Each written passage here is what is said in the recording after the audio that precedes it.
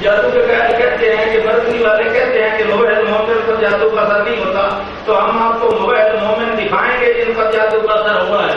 ہمیں وہ مومن دکھائیے جن پر جادو کا اثر ہوا ہے، ہم بھی اس کمینے سے پوچھیں کہ تو کیسا وہ ہے جس پر شیطان چڑھ گیا ہے؟ یہ وہ ہے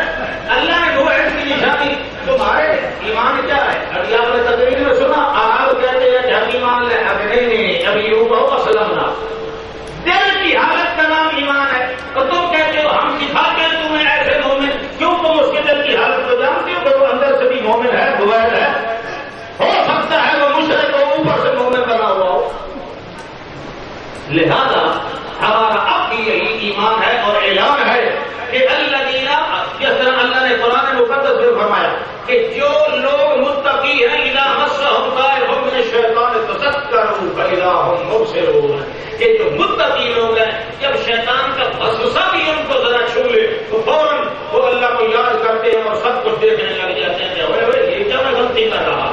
یہ تو ہو ہی نہیں سکتا کہ شیطان ان پر چڑھ جائے۔